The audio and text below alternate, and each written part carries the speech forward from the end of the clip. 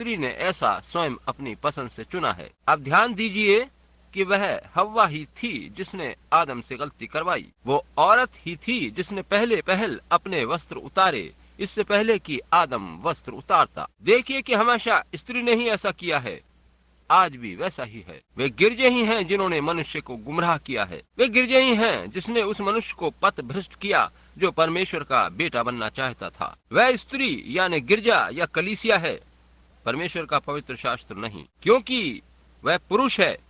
ओ जी हाँ, वचन देहधारी हुआ और मनुष्य बना। पवित्र शास्त्र पुरुष है और कलीसिया स्त्री। आप समझे, पवित्र शास्त्र मनुष्य को गुमराह नहीं करता, वरन कलीसिया उसको गुमराह करती है। वो कलीसिया या स्त्री के संग नंगा हुआ, पवित्र शास्त्र के संग नहीं। नहीं, वास्तव में नहीं। पवित्र शास्त्र तो बताता है कि वह नंगा है। हाँ श्रीमान, अब ध्यान दीजिए कि किस प्रकार से वासना का ज्ञान पाने की उसने लालसा करी। वो क्या है और देखूं कि वह फल खाने में अच्छा है या नहीं, और उसने वैसा ही किया। हालांकि परमेश्वर एक दिन जो कुछ चला गया है उसे एक मनुष्य के द्वारा फिर वापस लौटा लाएगा। एक औरत ने वह दूसरे को दे दिया था, मगर एक मनुष्य ने उसे पुनः पुरानी स्थिति में लौटा लिया। वह मनुष्य यीशु मसीह है जो कि वचन है। और तब क्या है? आखिर में मेरी बात ध्यान से सुनिए। यहाँ पर अधिक समय नहीं हुआ जब मैंने कहा था, मेरे पास इस समय करीब 4-5 वचन संबंधी नोट्स और हैं जिनका हवाला मैं देना चाहता था, मगर सुनिए, ये बात कहकर हम समाप्त करेंगे। याद है, यहीं पर अधिक दिन नहीं हुए जब मैं 7 तुरही या तुरहियों के पर्व आदि के संबंध में सिखा रहा था, और मैंने कहा था कि वहाँ 8 दिवसीय त्योहार है। अतः 7वां दिन अंतिम दिन होगा और वह सहस्त्राब्दी होगी या मिलेनियम होगा। मगर 8 दिन का त्योहार है, मगर 8वां दिन अगर है, दिन तो केवल 7 है, तब 8वां दिन फिर से पहला दिन बन जाएगा।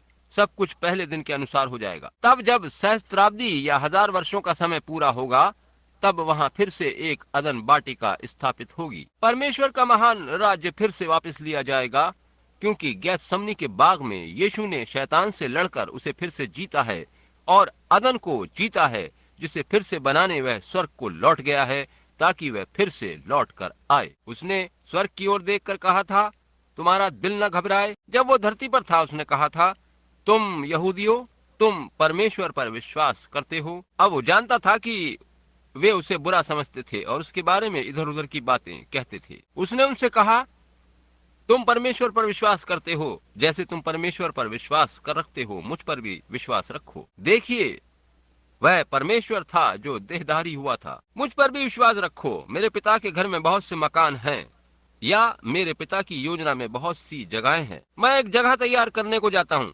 देखिए कि वो कितनी बड़ी है, 1500 वर्ग मील। पूछिए कि वो जगह कहाँ है।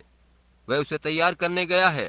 वह सृष्टि करता है, रचयिता है। वह उस समस्त सोने को रच रहा है। सारी सड़कें वहाँ पारदर्शी हैं। वह सृष्टि करने वाला है। वह एक स्थान तैयार कर रहा है। उधर प्रकाशित वाक्य 21 में कहा गया है कि मुझ यूहन्ना ने देखा, पवित्र नगर यरूशलेम को परमेश्वर के पास से स्वर्ग पर से उतरते हुए देखा। वहाँ समुद्र नहीं था। पहला आकाश और पहली पृथ्वी जाते रहे थे। पहला आकाश या स्वर्ग क्या था? वह सहस्त्राब्दी था, मिलेनियम था। पहली पृथ्वी क्या थी? वह यही पृथ्वी थी जो पूरी तरह से नई बना दी गई थी, ठीक वैसे ही जैसे नूह के प्रचार के दिनों में उसके द्वारा पृथ्वी का बपतिस्मा हुआ था। इसे मसीह के लहू के द्वारा उस समय पवित्र किया गया जब उसका लहू इस पर छिड़का गया, और इसे पूरी तरह से नया अंत के समय में तब बनाया जाएगा जब आग के द्वारा इसका बपतिस्मा होगा, और तब सभी कीटाणु आदि इस पर समाप्त हो जाएंगे। आग का बपतिस्मा सभी रोगों, सभी गंदगी, सभी कीटाणुओं जो जमीन पर हैं वो नाश कर दिए जाएंगे। जमीन में विस्फोट होगा और एक नई जमीन सामने आ जाएगी। और मैंने एक नए आकाश और नई पृथ्वी को देखा।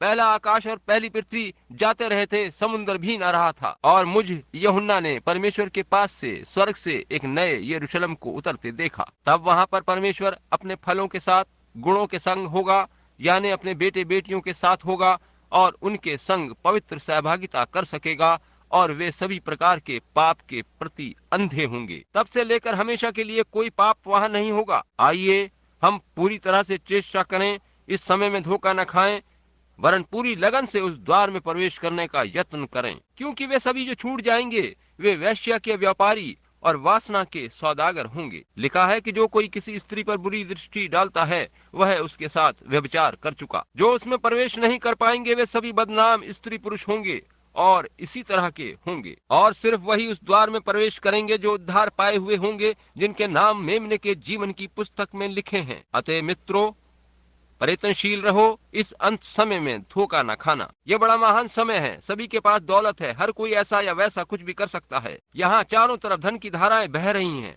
बड़ी शानदार कारें हैं, मगर यहाँ वहाँ उस नगर में इनमें से कुछ भी नहीं होगा। वहाँ एक भी कार हवाई जहाज नहीं होगा, नहीं, वह पूरी तरह एक भिन्न प्रकार की सभ्यता होगी। एक बार फिर से वह सभ्यता ज्ञान या विज्ञान वाली नहीं, वरन मासूमियत और जीवते परमेश्वर में विश्वास पर आधारित होगी। आइए हम उस नगर में घुसने के लिए परिवर्तनशील बने रहें, क्योंकि मेरा तो पूरा उद्देश्य यही है कि किसी दिन उस नगर में प्रवेश करूं। मेरे संग वहां मुड़कर पीछे देखना कि आप सभी एक संग वहां चल रहे हैं, जबकि हम ये गीत गाते हैं, द सेंट्स गो मार्चिंग इन। मैं चाहता हूं कि मेरी गिनती भी उनमें हो जब संत लोग वहां पंक्तिबद्ध होकर चलें।